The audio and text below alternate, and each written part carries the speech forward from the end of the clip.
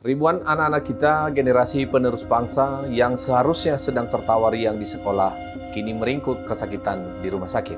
Perut mereka mual, muntah tak henti, dan mimpi-mimpi polos mereka tercabik oleh racun yang seharusnya jadi nutrisi. Ini bukan cerita fiksi, saudara-saudara. Ini keracunan massal akibat program Makan Bergizi Gratis atau MBG, yang katanya untuk kesejahteraan anak. Hingga akhir September 2025, Jaringan Pemantau Pendidikan Indonesia mencatat 8.649 anak jadi korban.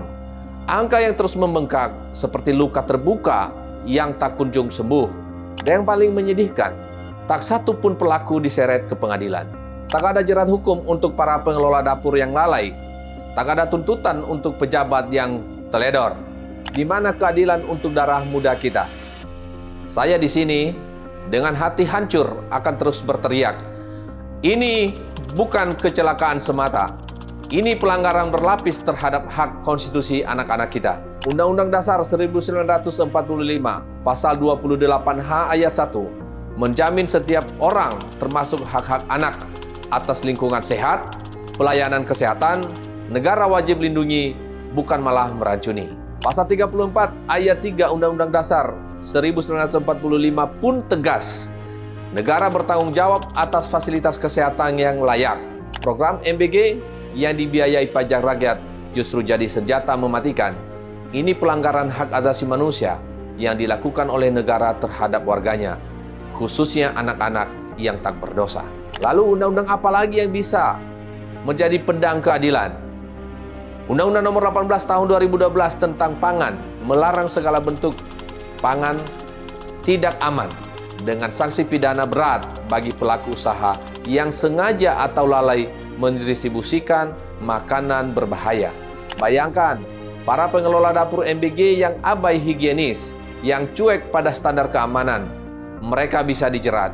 Undang-Undang Nomor 36 Tahun 2009 tentang kesehatan juga mengatur larangan memproduksi atau mendistribusikan produk yang berbahaya yang membahayakan kesehatan masyarakat dengan pidana untuk kelalaian yang menyebabkan keracunan massal.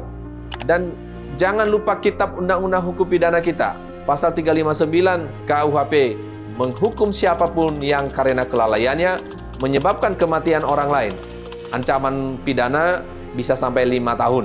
Pasal 360 untuk yang menyebabkan sakit atau luka, seperti muntah-muntah dan pusing yang dialami ribuan anak-anak ini.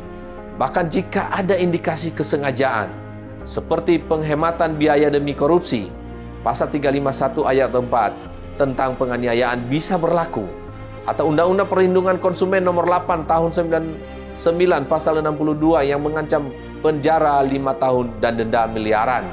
Peraturan Menteri Kesehatan Nomor 2 Tahun 2013 tentang kejadian luar biasa, keracunan pangan, mewajibkan Dinas Kesehatan bertindak cepat, bukan diam 1000 bahasa. Saudara-saudara, ini bukan soal politik atau anggaran. Ini soal nyawa anak-anak yang hilang dalam diam. Kelalaian bukan alasan, itu kejahatan. Keteledoran bukan kebetulan, itu pengkhianatan. Dan jika ada kesengajaan, itu pembunuhan beramai-ramai terhadap masa depan bangsa. Saya tuntut polisi, kejaksaan, KPK, seret mereka semua ke meja hijau. Orang tua korban, bangkitlah, gugat class action lewat Perdata Pasal 1365 KUH Perdata untuk ganti rugi. Negara, evaluasi MBG sekarang atau hentikan total. Karena jika tak ada hukuman hari ini, besok anak-anak kita yang lain akan jadi korban selanjutnya. Cukup sudah tangis di balik senyum palsu program bergizi. Keadilan harus ditegakkan untuk 8.649 jiwa yang menjerit dan jutaan lagi yang menunggu. Saya Wiradharma Hareva, undur diri. Terima kasih.